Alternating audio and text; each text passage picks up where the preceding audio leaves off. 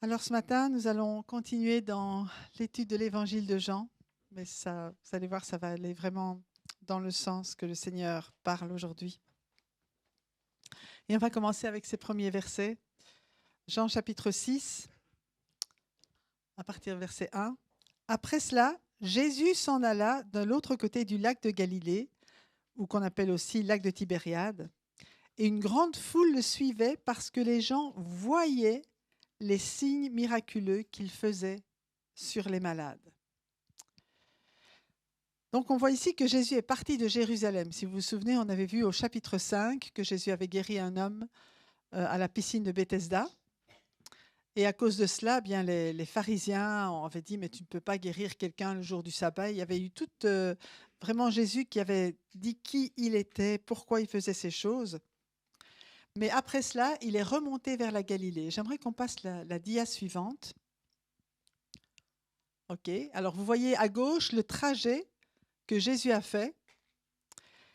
Et ça fait, donc il est remonté, il est précisé de l'autre côté du lac de Galilée, et l'endroit probable est un endroit qui s'appelle Hippos, sur la dia en fait, sur la photo de droite, vous voyez, je l'ai entouré d'un grand cercle rouge, donc c'est vraisemblablement à cet endroit-là qu'il est arrivé, et ça fait entre 150 et 160 kilomètres. On croit qu'il a fait une petite marche, mais ça fait entre 150 et 160 kilomètres, et on nous dit qu'une grande foule le suivait. Ils ont marché quelques jours, hein. Sans s'arrêter, ça fait à peu près 5 à 6 jours de marche. Mais connaissant Jésus, c'est difficile qu'il passe par un village sans s'arrêter. N'est-ce pas? Donc probablement que la foule a grossi aussi au fur et à mesure de son voyage. Et donc ça fait 32 heures de marche, hein, donc ça fait à peu près 5 à 6 jours. Mais la foule le suivait, pourquoi? Parce que les gens voyaient les signes miraculeux qu'il faisait. Et ils suivaient l'onction. Et je crois que c'est important de voir que la foule, les gens regardent et suivent l'onction. Et pour que le monde autour de nous puisse voir les miracles que Jésus fait, il faut peut-être au moins qu'on en parle et qu'on le dise et qu'on fasse aussi, bon, il y en a plusieurs aujourd'hui, Dieu vraiment donne une onction pour que beaucoup de miracles se passent dans la rue, mais il ne faut pas que ces miracles soient tus, soient diminuer. Vous comprenez? Parfois, on dit « Ah, j'ai mon miracle ». C'est à peine si on dit « Merci Seigneur » après avoir été guéri. Mais alors, si déjà on ne sait pas reconnaître et remercier le Seigneur quand il fait une action dans notre vie, comment allons-nous le témoigner à l'extérieur? Si on veut que les foules voient les miracles, les signes miraculeux que Jésus fait, il faut qu'on le dise autour de nous. Hein, souvent, ce n'est pas toujours facile, mais beaucoup de choses se passent avec ce qu'on voit. Et l'évangile de Jean a été surnommé aussi, il y a certains titres que c'est « Viens et vois ». Hein. Si vous voyez un titre « Viens et vois », généralement, il s'agit de l'évangile de Jean. Parce que notamment dans Jean chapitre 1, les versets 50 à 51, Jésus va dire à Nathanaël « Parce que je t'ai dit que je t'ai vu sous le figuier, tu crois, tu verras de plus grandes choses que celles-ci. » Et il lui dit « En vérité, vous verrez désormais le ciel ouvert et les anges de Dieu monter et descendre sur le Fils de l'homme. » Jésus n'a jamais cessé de donner des preuves de qui il est. On nous a appris à croire sans voir. La foi, c'est croire sans voir. Et c'est vrai. La foi, c'est croire sans voir. Et c'est amener ce qui est invisible dans le visible. C'est ça la foi. Hein. C'est aller chercher ce qui est invisible et l'amener sur la terre pour que ça devienne visible. Mais pour que ça devienne visible, non seulement pour nous, mais pour les autres, pour que eux aussi, la foi soit amorcée dans leur cœur à cause de ce qu'ils ont vu. Vous comprenez? Si les gens ne voient jamais rien, ils ne pourront pas croire. Ce sera une philosophie, la religion, la chrétienté, ce sera une philosophie comme les autres, sans preuve. Je crois sans voir. Mais ce n'est pas ça que Dieu veut. Jésus a toujours démontré qui il est. Il a donné des preuves de ce qu'il fait, de qui est Dieu, de comment Dieu agit aujourd'hui encore. Nous croyons en un Dieu qui agit, nous croyons en un Dieu qui se démontre, nous croyons en un Dieu qui vient vivre en nous, qui vient nous faire du bien. Amen. Alléluia. Ce n'est pas une idée, ah oui, peut-être qu'il y a un Dieu là-haut. Si vous interrogez les gens, beaucoup disent, ah oui, je crois qu'il y a un Dieu quelque part, mais ils ne l'ont jamais vu agir ou ils n'ont jamais reconnu son action dans leur vie. Et je ne sais pas si vous êtes comme moi, mais quand on rencontre Jésus-Christ et qu'on regarde en arrière notre vie, on commence à voir là où Dieu a agi dans notre vie et où on ne l'avait pas vu. Hein, il y a un livre qui dit « Il était là, je ne le savais pas », mais je crois que c'est notre histoire à tous. Il était là et je ne le savais pas. Donc c'est à nous à faire découvrir aussi ce que Dieu fait. Amen. Alléluia. Alors, j'aimerais qu'on se pose quelques questions, simplement, pour nous-mêmes. Sommes-nous attentifs aux miracles que Dieu fait aujourd'hui? Que ce soit dans notre vie, que ce soit pour quelqu'un d'autre autour de nous, est-ce que nous sommes vraiment attentifs? Est-ce que nous marquons ces choses-là? Est-ce que nous retenons ce que Dieu a fait? Moi, j'aime bien mon mari, chaque fois qu'il prêche, il a toute une série de miracles qu'il raconte. Alors parfois on se dit, ah oui, mais il raconte toujours, mais c'est important parce que c'est ça qui va fonder notre foi sur un Dieu vivant et agissant aujourd'hui. Amen. Sommes-nous reconnaissants pour ces miracles? Est-ce que nous pouvons dire merci Seigneur, c'est grâce à toi, regarde, tu as fait ça dans ma vie, tu m'as guéri, tu m'as fortifié, tu as pourvu à mes besoins. Voilà ce que tu as fait, je reconnais ton œuvre dans ma vie. Si je reconnais l'œuvre de Dieu dans ma vie, j'aurai plus de facilité à en parler aussi et à dire à mes amis de façon naturelle, le plus naturel possible. Il y en a qui sont très doués pour ça, le plus naturel possible. Ah, Dieu, il a fait ça dans ma vie aujourd'hui. Ils ne croient pas, c'est pas grave. Toi, tu racontes ce que Dieu a fait. C'est tout. Après, ils font ce qu'ils veulent avec. Mais au moins, tu le dis. Et si plusieurs commencent à le dire, si, comme on dit dans la Bible, vous avez rempli Jérusalem, mais ce n'est pas une personne qui va remplir la ville de Mons. C'est ensemble, ou bien notre ville. Si tous ceux qui croient en parlent, ça va commencer à faire tilt dans la vie des gens. Ah, lui m'en a parlé. Tiens, il y a quelqu'un d'autre qui m'a dit ça aussi. Oh, il y en a un autre qui m'en a parlé. Vous comprenez? Et c'est ça qui va attirer aussi les personnes à Jésus. Est-ce que nous sommes attirés à Jésus, à suivre Jésus de plus près en reconnaissant les miracles qu'il fait parmi nous? Parce que c'est ce qui s'est passé pour la foule. Ils ont vu les miracles et leur but, c'était de suivre Jésus, de le suivre le plus près possible. Ils étaient prêts à tout pour être avec Jésus. Sommes-nous prêts à tout pour être et demeurer avec Jésus? Alors la question, qu'aurions-nous fait si nous avions vécu du temps de Jésus? Est-ce qu'on serait resté à la maison ou est-ce qu'on aurait aussi commencé à le suivre? Est-ce que nous serions joints à cette foule qu'il suivait pour ne rien manquer de ce que Jésus faisait et disait? Souvent, on parle de miracles qui se passent loin, n'est-ce pas? En Afrique, en Amérique du Sud, en Chine. Mais ces personnes, et on est allé dans certains de ces pays, mais ils font vraiment des kilomètres à pied pour venir à une réunion. Et Pierre me parlait de personnes, c'était au Pérou. Ils ont marché pendant 6 jours pour assister à une réunion. Alors, pas étonnant de voir qu'ils reçoivent leur miracle. Hein. Ils l'ont cherché, ils l'ont voulu. Et ils ont fait les efforts nécessaires pour y arriver. Moins fort, mais quand même, ça nous a édifié. Une personne c'était au Canada, elle avait fait 1h30 de route pour venir à la réunion. Et elle savait que ce jour-là, elle venait chercher sa guérison. Vous savez quoi? Elle l'a eu. Elle a été guérie.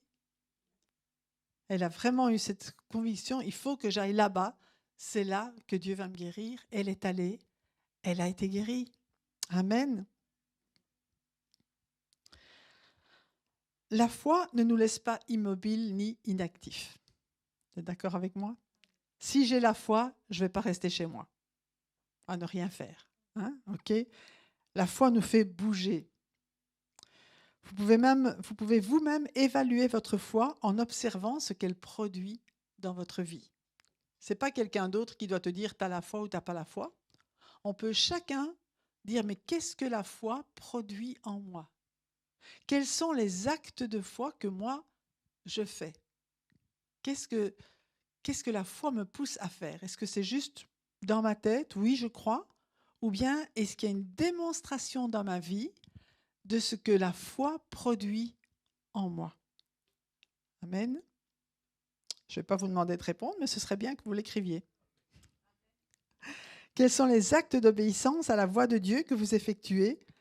Quel est votre empressement à venir rencontrer Dieu avec des frères et sœurs et ainsi s'encourager mutuellement à persévérer dans la foi jusqu'au retour de Jésus? Et là, ça rejoint absolument la parole que le Saint-Esprit nous a donnée à travers Dominique ce matin, de vraiment pouvoir se retrouver, mais pour s'encourager, pour se fortifier les uns les autres, pour dire, allez, on continue, on y va, voilà ce que le Seigneur a fait, il va encore faire ça. Et prier les uns pour les autres quand on est dans des problèmes. On est là, l'Église est faite pour ça. Amen. Dieu n'a pas voulu que nous soyons des chrétiens isolés, perdus quelque part dans le désert. Non, en plus, on a la liberté de se réunir. Et on ne mesure pas le privilège que nous avons d'avoir cette liberté de se réunir. Amen. On en a été privés pendant un certain temps. Mais alors maintenant qu'on est de nouveau ensemble, on peut goûter à cette bénédiction d'être les uns avec les autres. Et c'est important que lorsque nous venions au culte, bien sûr, on sait qu'on va recevoir de la part de Dieu, mais qu'on vienne aussi pour être un canal par lequel Dieu va passer pour bénir l'un et l'autre autour de nous. C'est ça la communion fraternelle. C'est pas seulement donne-moi, donne-moi, donne-moi. Oh oui, c'était un bon culte, ils ont bien chanté. Oui, le pasteur a bien parlé. Non, c'est qui est-ce que je vais pouvoir bénir aujourd'hui? Peut-être une parole que j'ai reçue ce matin ou dans la semaine et que je veux apporter à quelqu'un qui en a justement besoin, en particulier la communion les uns avec les autres. Un service que je peux rendre à quelqu'un qui en a besoin. Angelina en a parlé, c'est extraordinaire qu'on soit ouvert pour pouvoir être une aide à ceux qui ont besoin, que ce soit matériel, que ce soit spirituel ou autre. D'accord? On est là pour s'aider les uns les autres, pour s'encourager les uns les autres à avancer jusqu'au retour de Jésus. Amen. Jusqu'au moment où on est sur cette terre et qu'il vient nous chercher. Qu'il vienne d'une manière ou d'une autre d'ailleurs.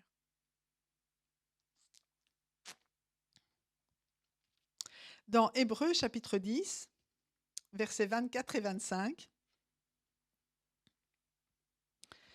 il nous est dit « Retenons fermement l'espérance que nous proclamons, car celui qui a fait la promesse est fidèle. » Et puis il dit « Veillons les uns sur les autres pour nous inciter à l'amour et à de belles œuvres. N'abandonnons pas notre assemblée comme certains en ont l'habitude, mais encourageons-nous mutuellement. Faites cela d'autant plus que vous voyez s'approcher le jour. » Amen. Ça, c'est vraiment une confirmation de ce que Dieu dit. Et c'est dans la parole de Dieu. Tu parlais d'Hébreux tout à l'heure. C'est dans Hébreux chapitre 10, donc versets 24 à 25. Les gens qui voyaient Jésus faire des miracles le suivaient à pied pendant des heures et des jours. Et sûrement, vous avez entendu parler de ce réveil à Asbury, dans le Kentucky, aux États-Unis. C'est une réunion qui a commencé, écoutez, c'est une réunion d'étudiants dans un collège. Réunion habituelle qui a lieu tous les mercredis à 10 heures du matin. Et ce mercredi-là, le 8 février, la réunion s'est déroulée normalement. Et après la réunion, le groupe de louanges est resté pour un chant. Et ça s'est terminé il y a 2 jours. Pendant 2 semaines. Une réunion qui a duré 2 semaines, où ils ont commencé non seulement à louer le Seigneur, mais à se repentir, à se convertir, à se reconsacrer. Des centaines de personnes se sont converties, des milliers de personnes se sont reconsacrées au Seigneur. C'est venu de 200 universités qui sont venues les rejoindre. Et ça n'arrêtait pas. C'était vraiment un flot. On voyait, 20 000 personnes. 20 000 personnes, en grosse majorité des 16 à 25 ans. Mais les adultes, les professeurs et d'autres personnes les ont rejointes. Ça a été sur les réseaux sociaux, donc ça a touché le monde entier, quelque part. Mais tout ça, ça a commencé parce que des jeunes se sont rassemblés Et c'est le début d'un réveil. Alors ils ont arrêté, écoutez bien, et j'ai regardé, on me dit, mais pourquoi une réunion? Ben, on n'a pas... Il fallait continuer, continuer, mais non, parce que le but, c'est justement de se fortifier pour vivre, une fois qu'on s'est repenti. On a parlé de repentance tout à l'heure. La repentance est un changement de mentalité. C'est rien d'autre que ça. On change de mentalité, et parce qu'on change de mentalité, on change d'attitude. C'est ça, la repentance, la conversion, c'est changer. On pensait comme ça, on agissait comme ça, on a toujours fait comme ça, donc on continue à toujours... Non, c'est pas ça. C'est vraiment se mettre au diapason avec Dieu, changer de mentalité pour rentrer dans l'œuvre de Dieu, pour rentrer dans le plan de Dieu pour notre vie. C'est ça la repentance. C'est pas spécialement qu'on a péché ou fait des gros péchés, ça se peut, mais pas nécessairement. Mais on a vécu notre petit train-train quotidien pour nous-mêmes. Ça, c'est déjà pas mal comme péché d'ailleurs. Mais vraiment changer d'attitude et commencer à vivre pour et par le royaume. Amen. On est dans le royaume du Fils de son amour et c'est Jésus qui est notre roi.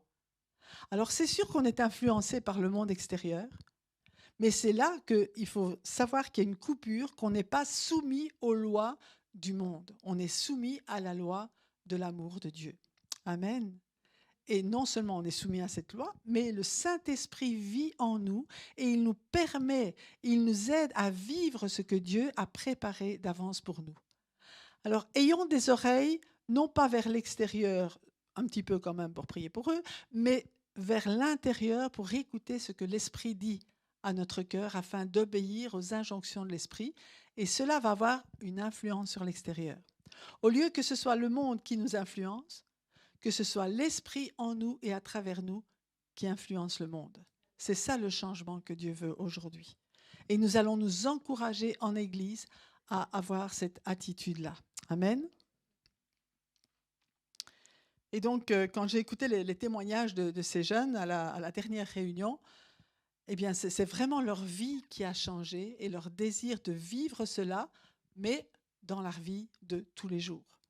L'Église, on est au culte généralement le dimanche matin, et parfois, et merci Seigneur pour tous ceux qui viennent le mercredi et le vendredi, mais tout le reste de la semaine, on est chrétien à part entière. Amen. Et tout le reste de la semaine est là pour mettre en pratique ce qu'on a entendu lors des rencontres et des réunions dans notre vie de tous les jours, pour être témoin dans notre vie de tous les jours de l'amour de Dieu. Amen. Alléluia. Merci Seigneur. Alors, verset 3 de Jean 6, Jésus monta sur la montagne et là, il s'assit avec ses disciples. Or, la Pâque, la fête juive, était proche. Alors, on en reparlera plus tard du fait que la fête juive était proche, probablement dans les réunions prochaines. Et là, Jésus lève les yeux. Il leva les yeux et vit une grande foule venir à lui. De nouveau, là, c'est Jésus qui voit. Il voit la foule. À plusieurs reprises, on lit dans la parole de Dieu que Jésus voit la foule. Il voit les personnes. Il regarde la foule, mais il regarde chacun aussi en particulier. Et il nous regarde chacun d'entre nous. Chacun, vous êtes sous le regard de Jésus aujourd'hui, maintenant. Chacun, il voit, il connaît votre vie, il voit ce que vous vivez et il veut vraiment vous remettre dans le plan de Dieu et bannir l'œuvre du diable dans votre vie. Amen. Parce qu'il nous veut en bonne santé, physique, morale, émotionnelle, spirituelle. Amen. Et il n'a de cesse que nous soyons comme cela.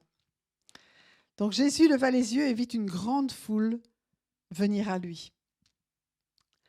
Et on peut voir que chaque fois que Jésus parcourait les villes et les villages, on peut lire ça dans Matthieu 9, 35, 38. Donc là, ici, ça se passe à Hippos, mais je suis sûre que sur tout le long du chemin, quand Jésus voyait cette foule, il agissait. Amen. Matthieu 9, 35, 38 nous dit « Jésus parcourait toutes les villes et les villages. Il enseignait dans les synagogues, proclamait la bonne nouvelle du royaume et guérissait toute maladie et toute infirmité. » Donc il y a vraiment des choses importantes. Il enseigne, il proclame la bonne nouvelle et il la démontre. Il guérit les malades et toute infirmité. Amen. Et à la vue des foules, il fut rempli de compassion pour elles, car elles étaient blessées et abattues comme des brebis qui n'ont pas de berger. Alors il dit à ses disciples, « La moisson est grande, mais il y a peu d'ouvriers. Priez donc le maître de la moisson d'envoyer des ouvriers dans sa moisson. » Est-ce que c'est notre prière aujourd'hui? Seigneur, envoie des ouvriers dans ta moisson et au passage, prends-moi. Je suis d'accord d'y aller aussi. Amen. C'est important d'être prêt. Hein. Oh Seigneur, envoie-le, envoie-la. Envoie. Non, mais et moi? Envoie-moi dans ta moisson. Juste peut-être pour les voisins, juste pour... Mais qui sait? Ça commence ici et puis Dieu nous conduit plus loin. Qui sait lorsque nous parlons à une personne, à qui cette personne va parler après? On ne peut pas mesurer le fruit. Et merci Seigneur de ce qu'on ne peut pas le faire aujourd'hui, mais quand on sera là-haut, on verra. Amen. La moisson est grande, mais il y a peu d'ouvriers. Priez le maître de la moisson d'envoyer des ouvriers dans sa moisson. Et nous parlons beaucoup de la moisson, n'est-ce pas? Alors, on avait une discussion cette semaine, on parlait, on dit le réveil, c'est pas la moisson. Le réveil, ce que nous sommes en train de vivre, et je le proclame sur cette église aussi, ce que nous sommes en train de vivre, le réveil, c'est l'église qui se réveille et qui prend conscience de la moisson et de l'œuvre qu'il faut accomplir. Et parce que l'église se réveille, la moisson peut être atteinte et peut rentrer à nouveau. Amen. Mais c'est à nous mettre debout.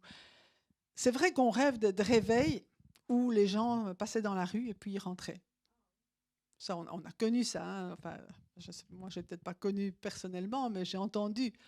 Le réveil était tel, la présence de Dieu était telle dans le bâtiment que de l'autre côté de la rue, les gens étaient attirés à venir. C'était à Charleroi. Oui, absolument. Ouais.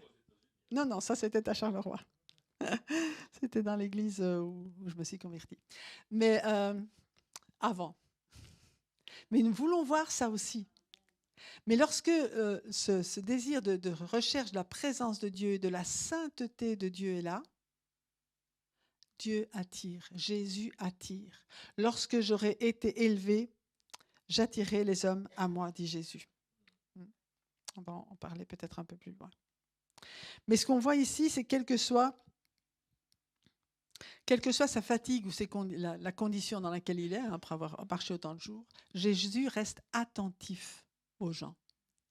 Il ne regarde pas à lui, il ne regarde pas à ses propres besoins, et c'est ça qui nous caractérise, qui devrait nous caractériser.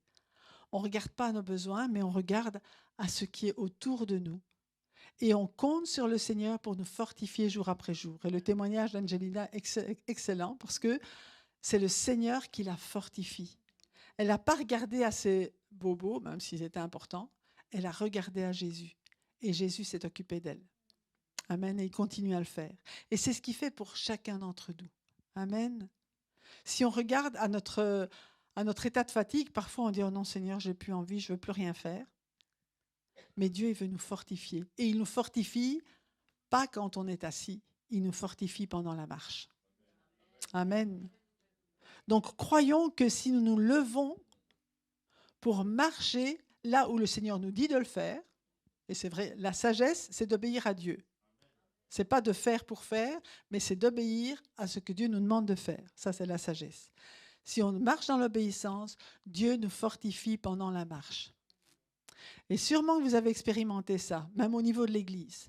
Les jours où vous avez le moins envie de venir et où vous venez quand même, ce sont les jours où vous êtes le plus bénis.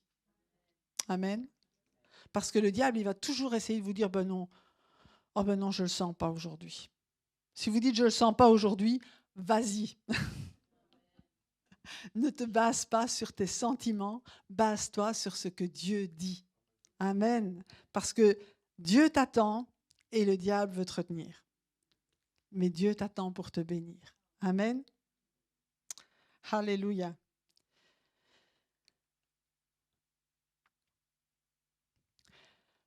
Donc, quelle que soit la fatigue, Dieu agit encore aujourd'hui. Et les gens continuent à le suivre partout où il va.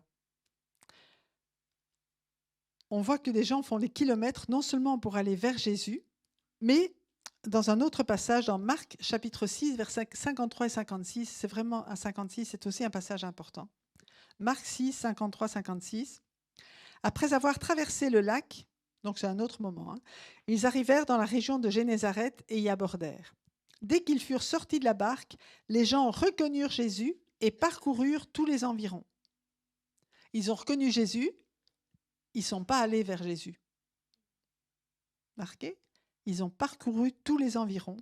Ils se mirent à apporter les malades sur des brancards là où ils apprenaient sa présence. Partout où il arrivait dans les villages, dans les villes, dans les campagnes, on mettait les malades sur les places publiques et on le suppliait de leur permettre seulement de toucher le bord de son vêtement. Tous ceux qui le touchaient étaient guéris. Donc là, ce qu'on voit, c'est que les gens, non seulement ils vont vers Jésus, mais ils s'en vont chercher les autres qui ont des besoins pour les amener à Jésus. Et ça, c'est vraiment quelque chose de caractéristique. Ce n'est pas seulement bénis-moi, moi. C'est je veux que les autres soient bénis aussi. Je vais aller les chercher, je vais les ramener. Amen. Et ici, vous avez une occasion extraordinaire. C'est que déjà, non seulement pour les rencontres habituelles, mais la plupart du temps, le dernier vendredi du mois, il y a une réunion spéciale guérison. C'est le moment d'aller chercher les malades que vous connaissez et de les amener. Amen. Alors bien sûr, Jésus guérit partout, on est d'accord, mais là, il y a quand même une onction très spéciale, très particulière, où la foi est fortifiée, la foi est encouragée, et non seulement il y a la foi de celui qui prie, il y a la foi de ceux qui amènent les personnes, et c'est celle-là que Dieu voit. Quand le paralytique, quand les brancardiers ont amené le paralytique devant Jésus, Jésus a vu leur foi, pas la foi du paralytique, la foi de ceux qui le portaient. Donc il va voir votre foi quand vous amenez quelqu'un à Jésus, quand vous amenez quelqu'un dans une rencontre. Il voit votre foi et Dieu agit en faveur de la personne. Amen. Donc croyez que là, c'est quelque chose de très important. Vous pouvez prier vous-même pour les malades, il n'y a aucun problème, mais vous pouvez aussi les amener dans une rencontre où il y a la présence de Dieu pour la guérison, tout particulièrement où ils vont recevoir un message qui va aussi les amener à croire, ou en tout cas s'attendre à quelque chose de la part de Dieu. Amen. Je vous donne des clés là. Alléluia. Alors, on va revenir à Jean. On est au verset 5 du chapitre 6. Jésus dit à Philippe, « Où achèterons-nous des pains pour que ces gens aient à manger ?»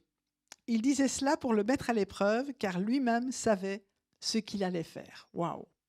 Alors, il y a une foule là qui a 5000 hommes. C'est ce qu'on va voir plus loin. 5000 hommes, plus les femmes et les enfants. On évalue entre 20 et 25 000 personnes. On va dire 20 000 pour être gentil. Mais dans la question que Jésus pose, son but, c'est de former ses disciples. Parce que ce que Jésus veut, ce n'est pas de faire le travail tout seul. Il est venu pour former son équipe et pour lui apprendre à faire aussi les choses, à participer au miracle qu'il va accomplir. Jésus sait ce qu'il va faire, mais il dit, je ne vais pas le faire tout seul. Alors, première étape, quand on ne veut pas faire quelque chose tout seul, ce n'est pas de donner des ordres, c'est de dire, tiens, qu'est-ce que tu ferais dans ce cas-là? C'est ça la collaboration, de prendre les avis. Si on veut, et là parfois on veut faire des réunions, et puis on veut que tout le monde participe, les autres églises participent. Elles ne participeront pas tant qu'elles ne sont pas dans le conseil. Tant qu'on ne leur demande pas, qu'est-ce que tu ferais? Est-ce qu'on peut faire ensemble quelque chose et imaginer une stratégie ensemble? Alors là, il n'y a pas de problème, ils seront impliqués, ils vont venir. Ça, c'était pas dans mon message, mais je trouve que c'est bien. Donc, le but de Jésus, c'est de former ses disciples pour qu'ils puissent lui ressembler dans ce qu'il est et dans ce qu'il fait. Alors, leur formation va donc être parsemée d'examens. Quand vous allez à l'école, vous avez des examens. Et ici, il nous est dit que Jésus va mettre Philippe à l'épreuve. C'est un examen. Qu'est-ce que tu ferais? Tu m'as déjà vu voir des miracles. Non, tu as déjà vu faire des miracles. Alors, qu'est-ce qui va se passer maintenant? Parce que le mot disciple, c'est aussi le mot élève, n'est-ce pas? Et ici, c'est la foi de Philippe et des disciples que Jésus met à l'épreuve. Et en fait, ils ont uniquement besoin de la foi. Et si vous lisez les évangiles, vous allez voir les événements où ils ont besoin de la foi, où Jésus s'attend à voir la foi dans ses disciples et il ne la trouve pas toujours. Pourquoi n'avez-vous point de foi? Que votre foi est petite. Enfin, il va dire des tas de choses. Où avez-vous mis votre foi?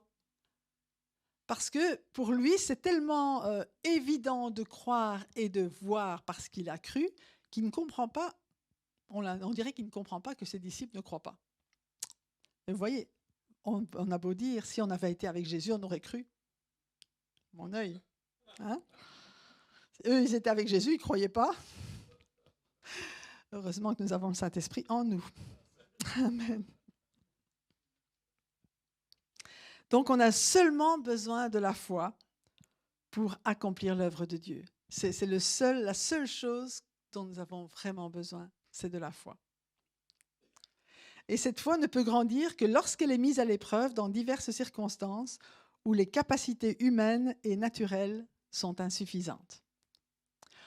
On peut dire « j'ai la foi », mais tant qu'elle n'est pas mise à l'épreuve, on ne la voit pas et elle ne peut pas grandir. La foi grandit au fur et à mesure des épreuves. Amen. Et Philippe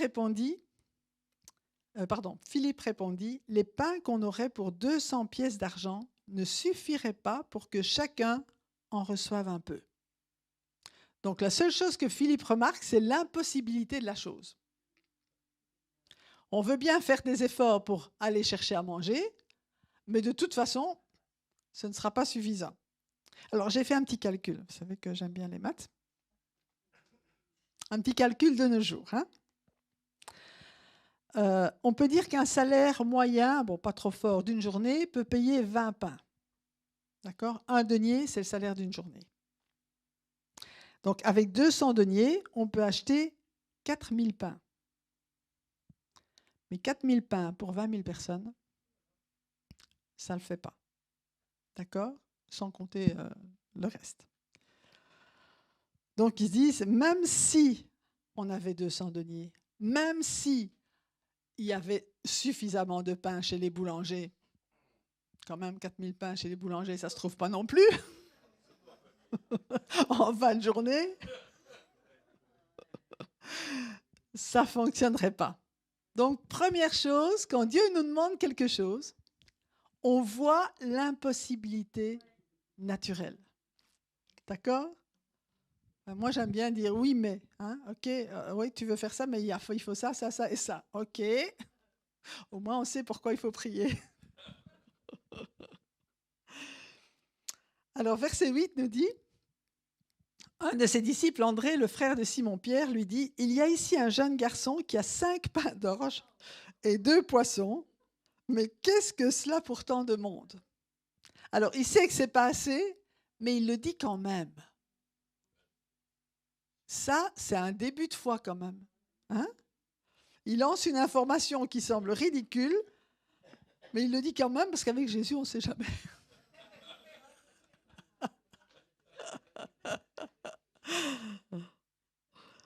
Donc, première leçon, si on veut une multiplication, il faut apporter ce que l'on a. Si on a des problèmes de finances, mes amis, il faut donner ce qu'on a. Parce que même si Jésus veut multiplier, 0 fois 1 million, ça fait 0. Donc, pour multiplier, il faut qu'il y ait quelque chose. Et ici, on va voir qu'avec peu, Jésus va faire beaucoup parce qu'on lui a donné le peu qu'on avait. Amen. Et ça, c'est un principe qui est vrai dans toute la Bible. Même dans l'Ancien Testament, vous voyez la veuve de Sarepta, Elle avait qu'un petit peu de farine, un petit peu d'huile, mais elle a d'abord donné tout ce qu'elle avait pour faire manger Élie, mais après, elle n'a jamais manqué de rien. Amen. Parce que Dieu est un Dieu de multiplication, mais il agit sur la foi. Et la foi, elle apporte quelque chose à Dieu. Amen. Une autre histoire dans l'Ancien Testament aussi, la veuve qui croyait devoir vendre ses enfants a utilisé le peu d'huile qui lui restait pour remplir des vases en abondance et avoir assez pour faire vivre sa famille.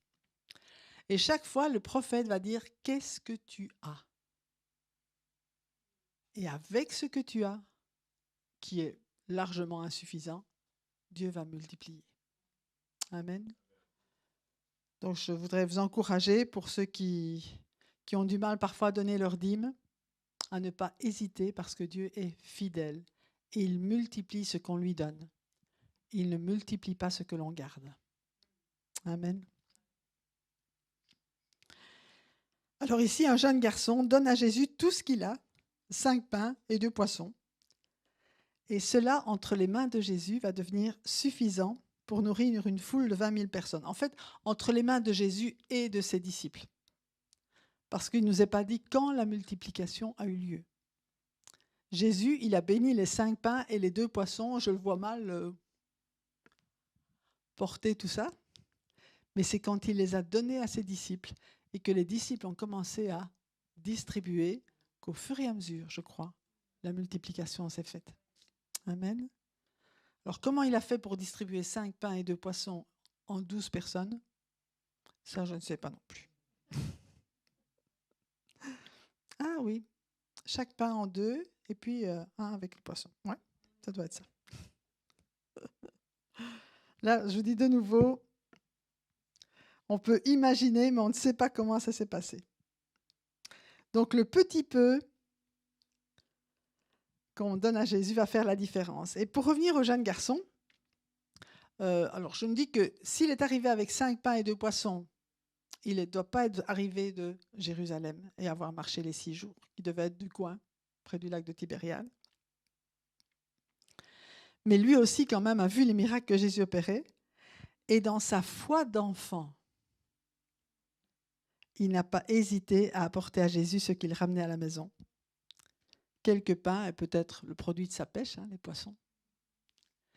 Et quand on parle d'une foi, la foi d'un enfant, c'est quelque chose de très fort. Parce qu'elle ne passe pas par les raisonnements. Et moi, je le sais, je suis mathématicienne. Donc, la logique et les raisonnements, c'est fou. Mais c'est fou que c'est embêtant. Donc, il faut chaque fois que je revienne, ah non, Seigneur, toi, tu n'agis pas comme ça. Tu n'es pas en fonction de mes raisonnements. Tu es bien plus grand. Il faut revenir vraiment à la réalité de qui est Jésus. Amen. Et au verset 10, donc on reprend Jean 6, verset 10, Jésus dit « Faites asseoir ces gens. » Il y avait beaucoup d'herbe à cet endroit. Ils s'assirent donc au nombre de 5 000 hommes. Jésus prit les pains, remercia Dieu et les distribua aux disciples, qui les donnèrent à ceux qui étaient là. Il leur distribua de même des poissons, autant qu'ils en voulurent. Vous imaginez? Donc c'est les disciples qui sont en train... Les gens se sont assis, et un autre passage, je ne sais pas si c'est la même multiplication, dit qu'ils sont assis par groupe de 50. Et les disciples ont commencé à distribuer. Et ils distribuaient autant qu'ils en voulurent. Ils n'ont pas fait des petits morceaux pour que tout le monde ait un petit morceau. Ils ont donné en abondance à chacun. C'est quand même extraordinaire. Il n'y a rien de rationnel là-dedans. Mais avant cela, Jésus a remercié le Père pour ce qu'il avait. Il a remercié le Père avec les 5 pains et les 2 poissons. Et la reconnaissance, c'est une clé aussi pour avoir plus et pour la multiplication. La reconnaissance pour ce que nous avons est très importante et bien meilleure que nos plaintes pour ce que nous n'avons pas. La reconnaissance pour ce que nous avons est très importante et bien meilleure que nos plaintes pour ce que nous n'avons pas. Bien souvent, on prie, Seigneur, donne-moi, j'ai pas ça, j'ai pas ça, j'ai pas ça. Mais commence par être reconnaissant pour ce que tu as. Commence à être reconnaissant de ce que la source, c'est Dieu. Commence à être reconnaissant parce qu'il a dit, le Seigneur est mon berger, je ne manquerai de rien. Amen. C'est tellement important, la reconnaissance. Le Seigneur est mon berger, je ne manquerai de rien et je vois ce que j'ai maintenant. Et Seigneur, tu continues, tu es celui qui pourvoit, c'est de toi que je dépends. Amen. Et c'est bien mieux que nos plaintes. Être reconnaissant pour ce que Dieu nous donne, non seulement cela plaît à Dieu, parce que c'est une démonstration de notre foi, mais en plus, cela garde nos yeux fixés sur la source même de tout ce que nous avons. C'est-à-dire Dieu qui a promis que nous ne manquerions de rien. En étant reconnaissant, nos yeux restent fixés sur la source de nos provisions, quel que soit le type de nos provisions. C'est à Dieu. Amen. Lorsque nous présentons une offrande à Dieu avec des actions de grâce qui manifestent notre foi, Dieu la multiplie pour répondre à tous les besoins. Et ce qui s'est passé ici, c'est que cette offrande que ce petit garçon a donnée a répondu à tous les besoins de toute la foule. Donc, quand nous donnons à Dieu, ce n'est pas seulement pour que nous, on puisse recevoir, mais c'est pour que cette offrande puisse être au bénéfice de beaucoup. Amen. Et c'est là, peut-être la chose la plus importante de laquelle nous devons nous repentir, c'est notre égoïsme. Moi, moi, moi. Au lieu de nous tourner et vers Dieu et vers les autres. Et lorsqu'on s'oublie soi-même, on est tellement plus heureux. Parce que quand on regarde à soi, on va toujours trouver quelque chose qui ne va pas. Vous êtes d'accord? Si moi je regarde à moi, un petit peu moins maintenant, mais à un certain moment, je me dis, je regarde à moi pendant 5 minutes, je fais une dépression. Mais je regarde à Dieu et je regarde aux autres. Et la joie du Seigneur est là. C'est pas vrai? Et en plus, Dieu veut nous utiliser. Il veut nous rendre partenaires de son œuvre. C'est extraordinaire. Amen. Et ça, en fait, le petit garçon, il a donné ses 5 pains et 2 poissons, c'est du matériel, mais spirituellement, ça fonctionne aussi. Je me souviens, lorsque nous étions au café-bar à Mons, ça fait pas mal d'années, mais ça reste vrai pour tous ceux qui sortent en ville, etc. On dit, Seigneur, mais moi, j'ai rien, je ne sais pas parler, j'ai pas grand-chose, mais donne ton pas grand-chose à Dieu. Il va le multiplier pour sauver des gens. Les personnes sont sauvées non pas spécialement à cause de ce que nous allons dire, mais à cause du Saint-Esprit en nous qui va les convaincre. Et Dieu nous demande d'aller. Il va dire, tu vas voir ce que je vais faire. Et même lorsque nous partons au Canada ou ailleurs, on est beaucoup plus spectateur de ce que Dieu fait que acteur. On est un petit peu acteur et beaucoup spectateur. Et le petit peu acteur va débloquer ce que Dieu va faire et on va, waouh! C'est extraordinaire. Apprenons à continuer à nous émerveiller vraiment de ce que Dieu fait avec le petit peu que nous avons. Mais lui, il fait des choses merveilleuses. Avec 5 petits pains et 2 poissons, il nourrit 20 000 personnes. Ça, c'est Dieu. Donc, n'ayons pas peur de venir à Dieu avec un petit peu. Il va se servir du petit peu pour faire des grandes choses. Amen. Encore une fois, les étudiants d'Asbury n'avaient aucune idée de ce que cette réunion allait produire. Aucune idée du fruit de simplement leur obéissance à rester là dans la présence de Dieu. Mais Dieu s'en est servi pour sauver des milliers de personnes. Waouh! Et il continue, parce que ça c'est juste la flamme de départ. Offrons à Dieu tout ce que nous avons, nos capacités, nos talents, même s'ils nous paraissent minimes, et croyons que Jésus peut les multiplier pour être une bénédiction pour ceux qui nous entourent ou pour ceux que nous croisons. Dieu peut même utiliser ce que nous-mêmes nous prenons pour des maladresses. Parfois, On fait des choses ou on dit des choses, mais on ne sait pas ce que le Saint-Esprit va faire à travers ça. Donc, n'ayons pas peur, Dieu rattrape les bêtises. Hein. Il rattrape bien. Alors, écoutez cette phrase. Le réveil, c'est l'Église qui commence à croire Dieu pour ce qu'il veut et peut faire à travers chacun d'entre nous et qui se met en marche. Je répète. Le réveil, c'est l'Église qui commence à croire Dieu pour ce qu'il veut et qu'il peut faire à travers chacun d'entre nous. Et donc, chacun qui se met en marche parce qu'il croit Dieu pour ce qu'il peut faire à travers lui. Amen. Nous prions pour le réveil, Dieu aussi. Nous demandons à Dieu de nous réveiller et Dieu nous dit « réveille-toi ». Alors, c'est qui va agir le premier, hein? Le réveil, il a sonné depuis longtemps, et puis « non, c'est pas maintenant. Non, j'attends. J'attends que quelqu'un d'autre ouvre les tentures. J'attends que... » Réveillons-nous. Amen. Souvent, on demande à Dieu de faire des choses qu'il nous a demandé de faire. Donc, pour une fois, il nous dit « réveille-toi. Réveille-toi, toi qui dors. Relève-toi d'entre les morts et Christ t'éclairera. » C'est Dieu qui nous le dit, ça. Nous, on dit, Seigneur, envoie ton réveil. Et Dieu dit, réveille-toi, toi qui dors. Allez, c'est le moment, là. Debout. Ne privons pas les autres de ce que Dieu nous a donné, sous prétexte que, bon, c'est juste ça. Ben oui, c'est juste ça. Mais juste ça, tu le donnes. Et on voit ici que la foule, ils en ont mangé autant qu'ils en voulurent. Alors, écoutez bien. La limite de ce que Dieu donne ne vient pas de Dieu. Ce n'est pas Dieu qui met une limite. Cette limite est seulement liée à la volonté de celui qui reçoit.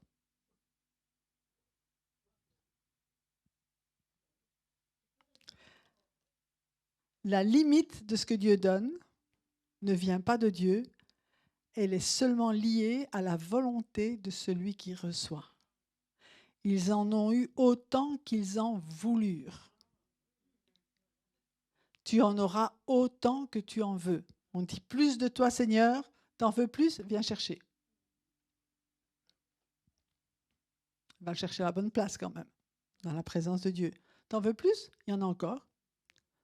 T'en veux plus? Encore.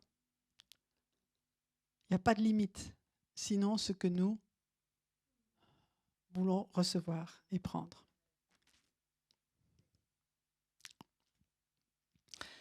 Verset 12, lorsqu'ils furent rassasiés, il dit à ses disciples, « Ramassez les morceaux qui restent, afin que rien ne se perde. » Ils les ramassèrent donc, et ils remplirent 12 paniers avec les morceaux qui restaient des 5 pains d'orge, après que tous eurent mangé. Là, il insiste, hein. Ramassez les morceaux qui... Tout le monde est rassasié. Ramassez les morceaux qui restent, afin que rien ne se perde. Ils remplirent 12 paniers avec les morceaux qui restaient des 5 pains d'orge après que tous eurent mangé. Alors, si on n'a pas compris, la surabondance de Dieu, ça déborde. Mais, pas de gaspille. Pas de gaspille. S'il y en a trop pour toi, va le donner aux autres. Va continuer à partager. Les 12 paniers, plein de morceaux qui restaient, vont servir pour encore nourrir des gens après. Donc ne gaspille pas, ne dis pas oh ben non, moi j'en ai plus besoin. Non, c'est encore de la valeur pour quelqu'un d'autre qui en a besoin. Amen. Dieu ne se limite pas au juste assez, mais il donne plus qu'assez. Mais attention au gaspillage, notre surplus doit servir à ceux qui en ont encore besoin, dans le naturel comme dans le spirituel. Et j'aimerais lire 2 Corinthiens chapitre 9, les versets 7 à 10. Il dit que chacun donne comme il a décidé dans son cœur, sans regret ni contrainte, car Dieu aime celui qui donne avec joie. Dieu peut vous combler de toutes ces grâces, afin que vous possédiez toujours, à tout point de vue, de quoi satisfaire à tous vos besoins, pour que vous ayez encore en abondance pour toute bonne œuvre. Donc d'abord, il pourvoit à tous nos besoins, mais il nous donne encore pour qu'on ait en abondance pour le donner. Amen. Alléluia.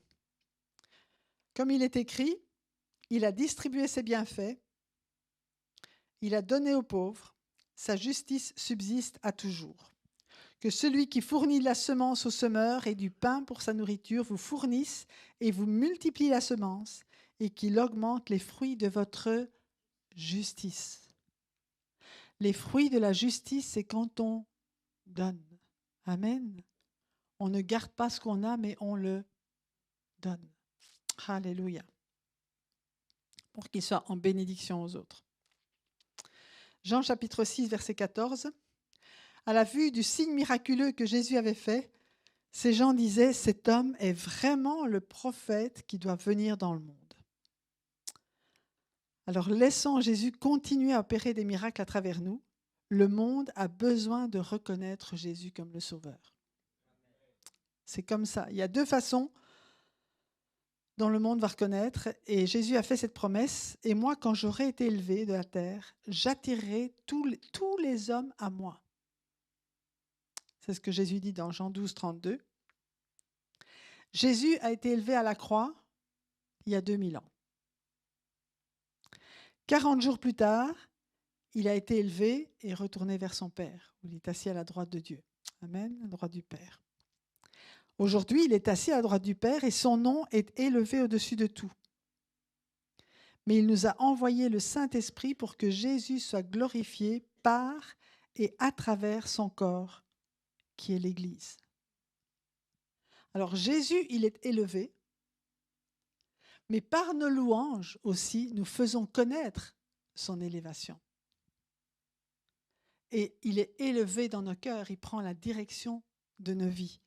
Et il dit, quand cela se passe, j'attire tous les hommes à moi. Et ce qu'on a vécu aussi, et que vous le vivez lorsque vous partez en rue, c'est que lorsqu'on loue l'Éternel, lorsqu'on élève Jésus dans la rue, les gens se rassemblent autour pour venir écouter. Amen.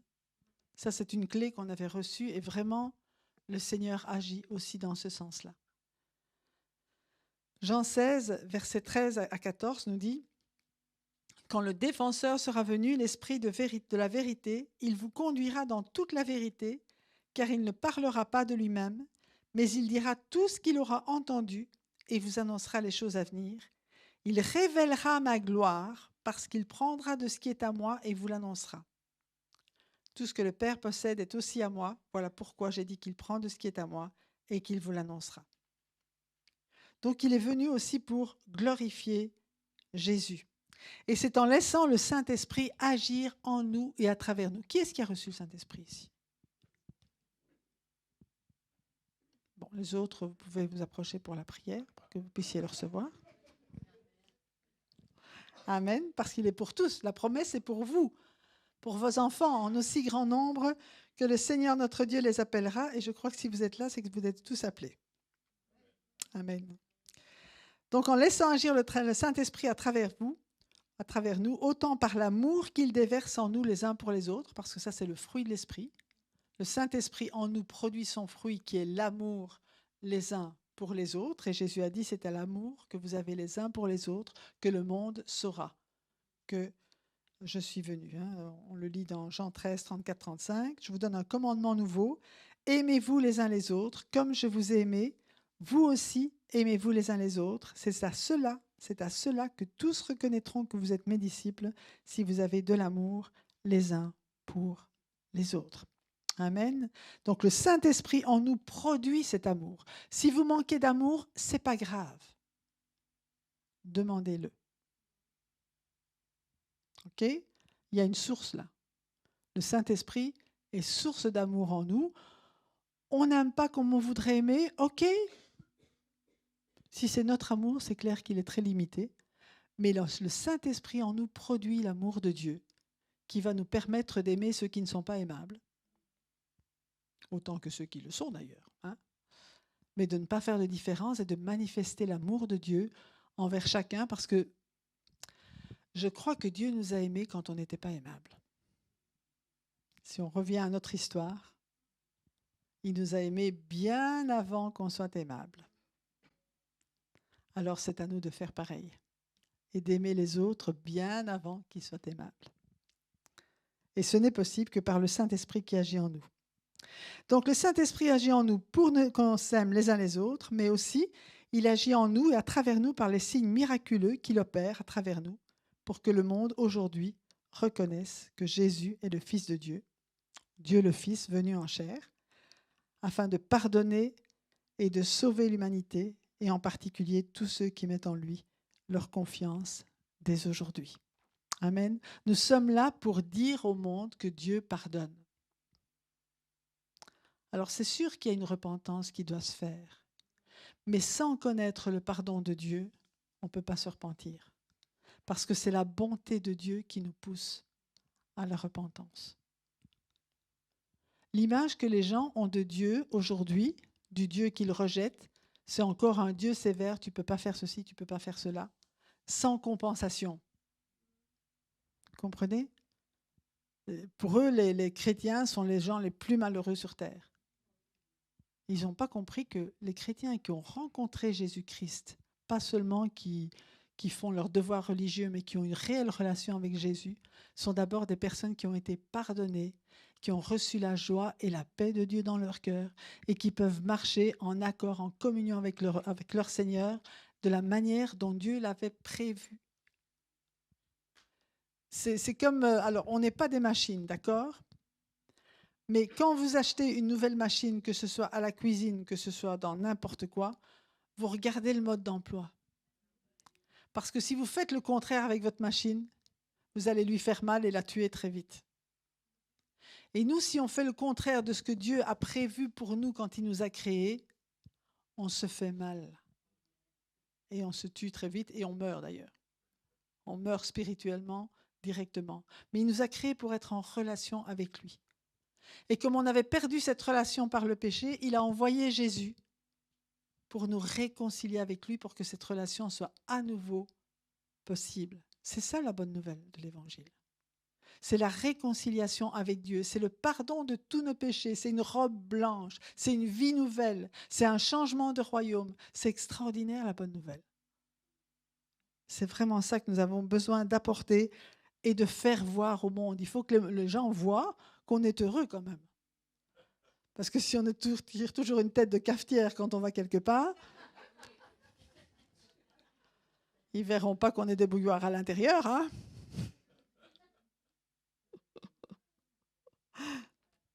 Mais il faut être vrai aussi, d'accord ? Il ne faut pas avoir une façade, un sourire faux. Donc, autant l'amour que les actes de Dieu, c'est le fruit du Saint-Esprit dans notre vie. Alors, verset 15, et on va terminer avec Jean 6, 15. Cependant, Jésus, sachant qu'ils allaient venir l'enlever pour le faire roi, se retira de nouveau sur la montagne, tout seul. Ce n'était pas le moment pour lui de devenir roi. Amen. Il n'était pas encore passé par la croix. Il n'avait pas encore pris nos péchés sur lui. Et la façon dont il voulait être roi, ce n'était pas par les hommes, mais c'était par son Père. Parce que c'est Dieu qui l'a élevé souverainement au-dessus de tout. Il ne voulait pas que les hommes eux-mêmes l'élèvent. Ce n'est pas ça qu'il cherche. Il ne cherchait pas la gloire des hommes. Bien souvent, il le dit, je ne cherche pas la gloire des hommes, mais je veux la gloire qui vient de mon Père. Et pour nous, ça doit être pareil aussi. Ne cherchons pas à plaire à tout le monde. De toute façon, on n'y arrivera pas. Si on voit la vie de Jésus, des gens normaux auraient dit « Waouh, c'est quelqu'un de formidable ». Et pourquoi ils l'ont crucifié alors ? Les mêmes personnes qui l'élèvent le crucifient une semaine après. Ceux qui chantent « Hosanna » une semaine après, ils crient « Crucifie ». Waouh ! Ne cherchons pas la gloire des hommes, mais cherchons la gloire de Dieu parce que celle-là, elle dure. Amen. Et elle dure pour l'éternité. Donc à l'époque, personne ne comprenait. Mais aujourd'hui, nous sommes privilégiés parce qu'aujourd'hui, nous avons cette révélation de l'œuvre parfaite de Jésus et nous pouvons répandre cette bonne nouvelle autour de nous. Amen. Alléluia, soyez bénis.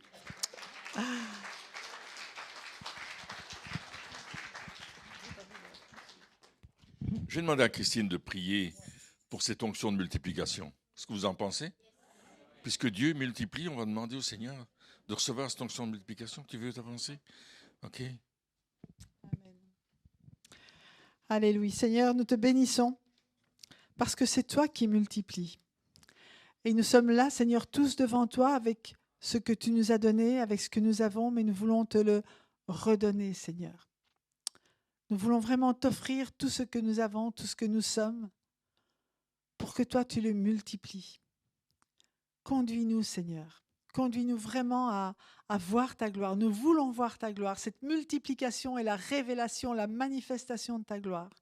Et c'est ce que nous voulons pour que ton règne vienne, pour que des personnes te connaissent. Seigneur, simplement prends-nous et utilise-nous comme tu veux, dans ta communion, dans ton amour, Seigneur. On n'est pas des objets, mais toi, tu nous aimes. Et je prie vraiment cette multiplication pour chacun. Dans le nom de Jésus, tu passes maintenant, et j'appelle cette onction de multiplication sur chaque personne ici présente. Dans le nom puissant de Jésus. Et Seigneur, je prie que tu n'oublies pas les enfants qui sont en bas. Alléluia. Parce que c'est tous ceux qui se donnent à toi ou qui te donnent quelque chose, Seigneur, que tu multiplies. Je prie que la foi augmente aussi, Seigneur, et qu'elle porte du fruit dans chacune de nos vies. Glorifie ton nom, Seigneur. Manifeste-toi. Je prie pour une église en bonne santé. Seigneur, il y a trop de malades ici, mais toi, tu donnes la guérison. Je prie pour que toutes les guérisons qui sont suspendues, que tu as envoyées déjà, puissent être saisies par la foi maintenant. Une multiplication de la foi pour saisir les guérisons. Si vous avez besoin de guérison encore, tendez la main et allez la chercher. Elle est là. Elle est là. Elle est post-restante pour le moment, mais elle est là. Alors prenez-la et appropriez-vous cette guérison que Jésus vous a acquise à la croix il y a 2000 ans. Il a payé le prix pour ça à la croix. Alors prenez-la, recevez la santé de Dieu et marchez dans l'onction qu'il vous donne maintenant pour accomplir l'œuvre du royaume. Au nom puissant de Jésus. Amen.